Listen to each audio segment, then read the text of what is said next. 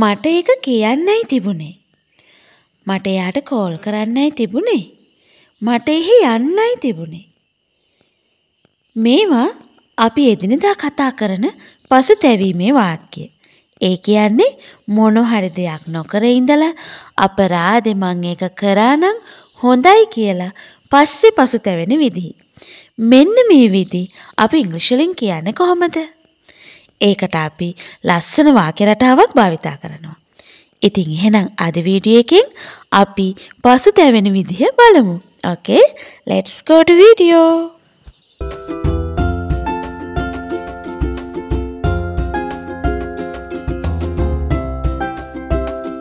දැන් මෙහෙමයි. අතීතයේදී අපට කරන්න තිබ්බ දෙයක්. ඒක කරන්නේ නැතිව පස්සේ අපි පසුතැවෙනවනේ. අන්න ඒ වාක්‍ය රටාවට අපි යොදා ගන්නවා should have භාවිතය. should have. අතීතයේදී කරන්න තිබ්බ යමක් මේකේ වෙනස් දෙකක් තියෙනවා.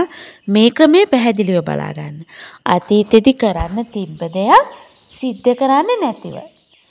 ඒ ගැන පස්සේ පසුතැවීමෙන් කතා කරනවා. දැන් අතීතයේදී කරපු දෙයක් නොකර හිටියානම් හොඳයි කියලා හිතන එක නෙමෙයි මේ. අතීතයේදී කරපු දෙයක් නොකර හිටියානම් හොඳයි කියලා හිතන එක නෙමෙයි.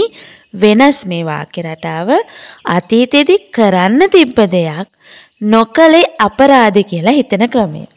අපි වාක්‍ය ඉස්සරහට යනකොට වීඩියෝ එක ඔයාලට තේරෙනවා. ඒකට අපි යොදා ගන්නවා should have. දැන් අපි should ගැන මේ ටිකේ දිගටම කතා කරානේ. එතකොට දැන් අපි මෙතනදී කතා කරන්නේ should have භාවිතය. අපි ඊළඟ දවසේ කතා කරමු should be භාවිතය. දැන් අපි should ගැන කතා කරා. should වලින් ප්‍රශ්න ගොඩනගා ගන්න විදිහ කතා කරා. එතකොට අපි should have භාවිතය අද කතා කරමු. should have කියන්නේ කළ යුතුව තිබුණා. කළ යුතුව තිබුණා. should කියන්නේ කළ යුතුයි. should have කියන්නේ කළ යුතුව තිබුණා. දැන් මේකත් should have කියන්නේ modal verb එකනේ අයිති වෙන්නේ. ඒක කියන්නේ auxiliary verb එකක්. එහෙම නැත්නම් උපක්‍රියාවක් සහායක ක්‍රියාවක්. modal verb වල නීති රීති අපි කතා කර should භාවිතයේ පළවෙනි වීඩියෝ එකේදී ඒක ගිහින් බලන්න. description එකේ මම දාලා තියෙනවා link එක. එතකොට should have භාවිතය කොහොමද ඉස්සරහට දිව යන්නේ කියලා අපි වීඩියෝ එකෙන් බලමු. දැන් මේ should have භාවිතයටත් අපිට තියෙනවා නීති රීති කිහිපයක්. දැන් should වලට භාවිතා කරන නීති ඒ විදිහටම should have වලටත් භාවිතා වෙනවා. ඊට අමතරව should have භාවිතා කරනවා අපි වාක්‍යයකට. දැන් අපරාධ ඒක අපිට කරන්නයි තිබුණේ කියන භාවිතයනේ. එතකොට අපි ඉස්සෙල්ලාම යොදාගන්නේ subject එක.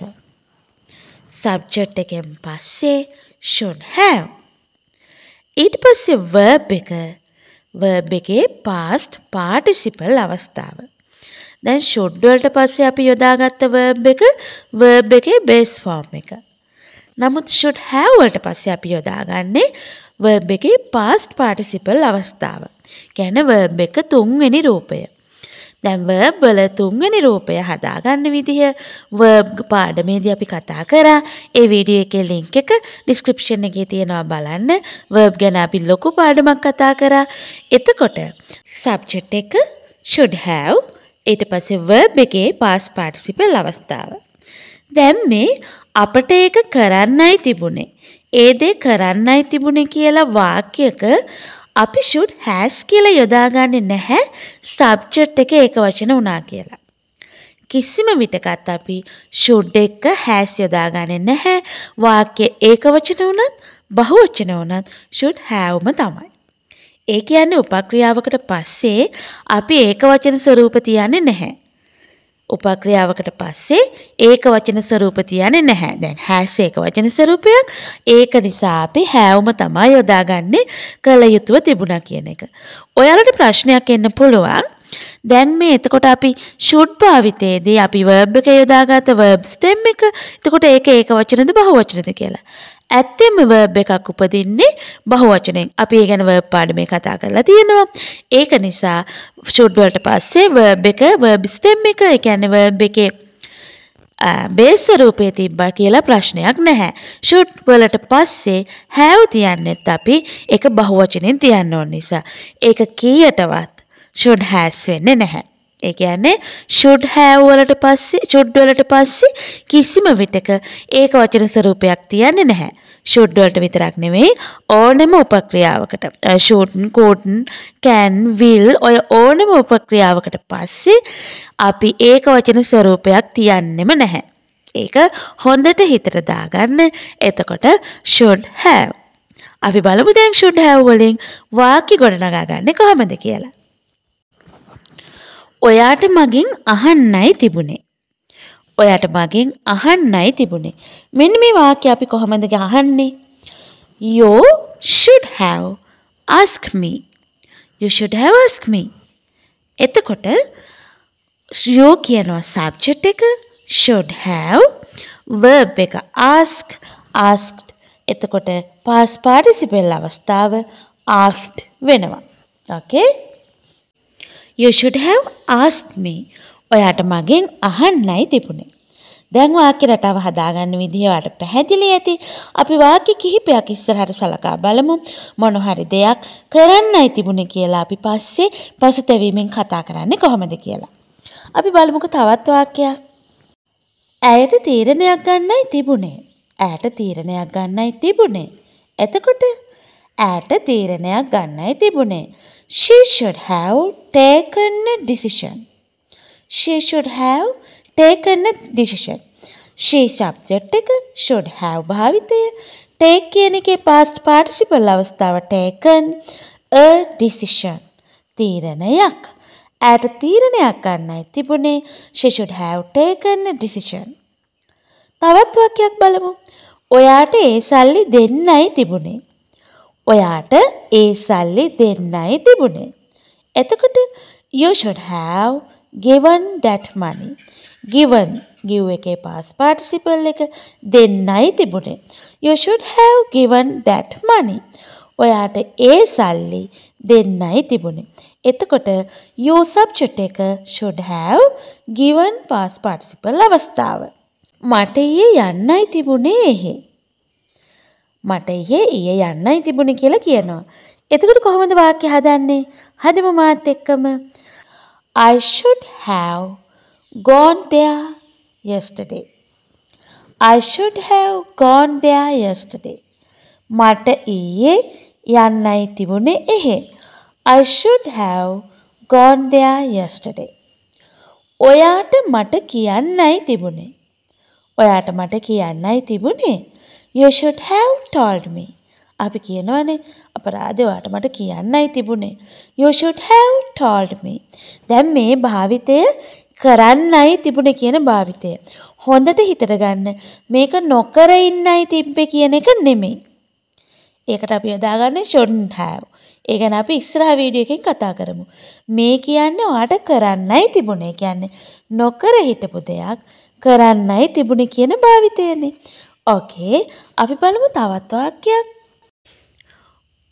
ඔහුට සල්ලි ටිකක් ඉතුරු කරන්නයි තිබුණේ.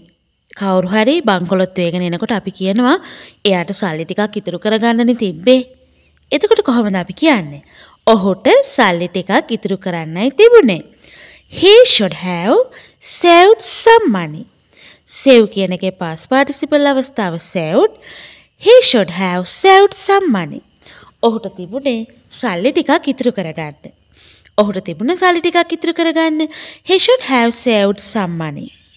දැන් පුළුවන් නේද වාක්‍ය හරිම පරිස්සමින් නිවි හැනහිල්ල මේ ටික මේ වාක්‍ය හදාගන්න ඕනේ. ඇයට පැමිණිල්ලක් දාන්නයි තිබුණේ සමීරට විරුද්ධව. ඇයට පැමිණිල්ලක් දාන්නයි තිබුණේ සමීරට විරුද්ධව. ටිකක් දිග වාක්‍යයක්. අපි හදමු වාක්‍ය මාත් එක්කම. ඇයට පැමිණිල්ලක් දාන්නයි තිබුණේ. ඉස්සෙල්ලා අපි ඒ කොටස හදාගමු.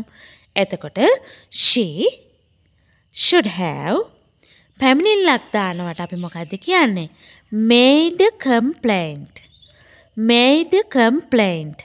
complain කියනවා පැමිණිලි කරනවට. complain කියනවා පැමිණිලි කරනවා. verb එක තමයි complain. complain කියන එකට අගට t අකුරක් යොදාගෙන complaint කියනවා පැමිණිල්ල කියන noun එක. බොහෝ විට ඉංග්‍රීසි වල දැන් 30% විතර verb වලින්ම noun හැදෙන අවස්ථා තියෙනවා. දැන් verb එකම noun වෙන අවස්ථාවක් තියෙනවා. noun එකට හෝ verb එකට වචන කිහිපයක් අකුරු කිහිපයක් එකතු වෙලා වචන නෙමෙයි අකුරු කිහිපයක් එකතු වෙලා verb එක හෝ noun එක වෙනස් වෙන අවස්ථා තියෙනවා. දැන් මෙතනත් ඒ වගේ complain කියන verb එකට t එකක් එකතු වෙලා complaint කියන පැමිණිල්ල කියන noun එක හැදිලා තියෙනවා. තේරුණානේ? දැන් අපි ආයෙත් යමු වාක්‍ය දිහාවට. She should have made a complaint සමීරට විරුද්ධව. එතකොට against Sameera. She should have made a complaint against Sameera. ඇයට පැමිණිල්ලක් දාන්නයි තිබුණේ සමීරට විරුද්ධව. දිග වාක්‍යයක් වුණත් අපට නිදහසේ හදනකොට ටිකක් නිවිහැනහිල්ලේ ටිකක් අපි ඔළුවට අරන් හදනකොට ලේසියෙන් හදන්න පුළුවන්. ඇයට පැමිණිල්ලක් දාන්නයි තිබුණේ. She should have made a complaint against Sameera. සමීරට විරුද්ධව. අපි ටිකක් කෙටි වාක්‍යයක් බලමු. ඔහුට ඒක කරන්නයි තිබුණේ. ඔහුට ඒක කරන්නයි තිබුණේ. එතකොට he should have done it. He should have done it. ඒ වගේ ලේසි වාක්‍යයක් හදාගන්න පුළුවන්. දැන් should have භාවිතා කරන්නේ මං ආයෙත් කියනවා නොකර ඉන්නයි තිබුණේ කියන භාවිතය නෙමෙයි කරන්නයි තිබුණේ. හොඳට මේ දෙකේ වෙනස බලා ගන්න. අපි ඊළඟට කතා කරනවා ඔය නොකර ඉන්නයි තිබුණේ කියන භාවිතය shouldn't have භාවිතය. දැන් මෙතනදී අපි කියන්නේ කරන්නයි තිබුණේ. ඕකේ? අපි ඉස්සරහට යමු. මට කසුන්ට බනින්නයි තිබුණේ. මොකක් හරි ප්‍රශ්නයක් වෙලා සද්ද නැතුව ඇවිල්ලා දැන් කියනවා මට කසුන්ට බනින්නනේ තිබුණේ. දැන් මේක අපි කරන්න තිබ්බ දෙයක් නොකර ඉඳලා පස්සේ පසුතැවිල්ලෙන් කතා කරන විදිහනේ. එතකොට මට කසුන්ට බනින්නනේ තිබුණේ. පස්සේ හරි දුකින් කියනවා. එතකොට කොහොමද කියන්නේ? I should have blamed Kasun. I should have blamed Kasun. එතකොට blame කියනවා බනිනවට. බනිනවා කියන එකේ past tense එකත් බනිනවා blamed-මයි. එතකොට past participle එකත් blamed. blame, blamed, blamed. මේ past participle වලදී ඔයාලා වරද්ද ගන්නවා. ඔයාලා හිතනවා අයියෝ හරි අමාරුයි කියලා.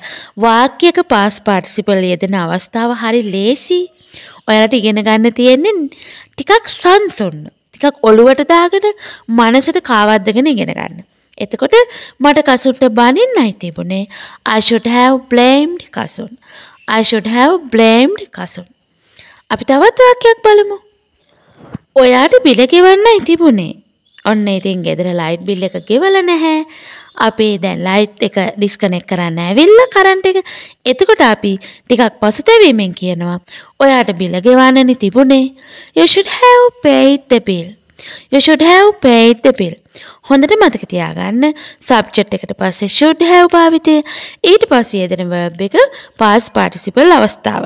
මම යෝජනා කරනවා ඔයාලට මේ වගේ වාක්‍ය පහක් ඔයා පල්ලෙන් කමෙන්ට් කරන්න. ඒ වගේම දවසකට මේ භාවිතය හුරු වෙන්න ඉංග්‍රීසි ඕනි කෙනෙක් නම් දැන් ඉංග්‍රීසි උසස් විභාගවලට කරන කෙනෙක් නම් ඉංග්‍රීසි භාවිතය හුරු වෙන්න දැවෙන අවශ්‍යතාවය තියෙන කෙනෙක් නම් අනිවාර්යයෙන්ම should සහ should have භාවිතයෙන් වාක්‍ය 10ක්වත් දවසකට හදන්න තනියම. ඕකේ? දැන් අපි බලමු තවත් වාක්‍යයක්. ඈට කලින් එන්නයි තිබුණේ. ඈට කලින් එන්නයි තිබුණේ. අපි කොහොමද ඒ වාක්‍ය හදාගන්නේ?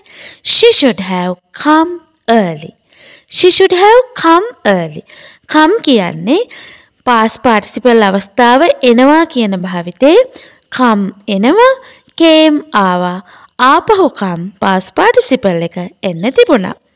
She should have come early. She should have come early. ඈට එන්නයි තිබුණේ. මාෂට රස්සාවෙන් අස්සෙන්නයි තිබුණේ. මාෂට රස්සාවෙන් අස්සෙන්නයි තිබුණේ. එතකොට කොහොමද කියන්නේ? Marsha should have resigned from the job. Marsha should have resigned from the job. මාෂට රස්සාවෙන් අස්සෙන්නයි තිබුණේ. Marsha should have resigned from the job. මාෂට රස්සාවෙන් අයින් වෙන්නයි තිබුණේ. resigned අයින් වෙනවා. අස්සෙනවට අපි කියනවා resigned. එතකොට අද අපි කතා කරා අපේ මේ should have භාවිතය. should have භාවිතය අපි යොදාගන්නේ කොහොමද කියලා අපි චුට්ටක් සාරාංශයක් බලමු. අපිට මොනවා හරි දෙයක් කරන්නයි තිබුණේ. මොනවා හරි දෙයක් කරන්නයි තිබුණේ කියන භාවිතය අපි should have වලින් කතා කරනවා. එතකොට subject එක යොදා ගන්නවා වාක්‍යයේ. ඊළඟට should have භාවිතය. should have වලට පස්සේ past participle verb එක. එතකොට should have කිව්වට අපි should has කියලා කවදාවත් යොදාගන්නේ නැහැ වාක්‍ය එක වචන වුණා කියලා. ඒ කියන්නේ auxiliary verb එකක් එහෙම නැත්නම් modal verb එකක් should වගේ could should can will වගේ ඒ උපක්‍රියාවකට පස්සේ අපි යොදාගන්නේ නැහැ කීයටවත් ඒක වචන ස්වරූපයක්. ඒක නිසා මොන හරි දෙයක් කරන්නයි තිබුණේ should have භාවිතය. දැන් මේක මොන හරි දෙයක් නොකර ඉන්නයි තිබුණේ කියන භාවිතය නෙමෙයි කරන්නයි තිබුණේ කියන භාවිතය. අපි ඊළඟ දවසේ කතා කරමු මොන හරි දෙයක් නොකර ඉන්නයි තිබුණේ කියන භාවිතය. ඉතින් අද වීඩියෝ එක ඔයාලට තේරෙන්නේ නැති කියලා මං හිතනවා. ඔයාලට මම යෝජනා කරනවා මේ වීඩියෝ එක 3-4 සැරයක් බලලා එක වතාවකදී බැලුවොත් අපට ඔළුවට වැටෙන්නේ නැති දේවල් තව දෙපාරක් විතර බලනකොට අපට නිදහසේ ඔළුවට වැටෙනවා. මේ should have භාවිතය ආයි කිසිම දවසක අමතක නොවෙන්න ඉගෙන ගන්න මාත් එක්ක. ඉතින් යොකිත් එක ග්‍රැමර් පාඩම් අපි මේ දවස්වල ටිකක් කියනවා. ඒ වගේම වාක්‍ය පැටර්න් උත් මම ඒ අතරේ අරන් එනවා.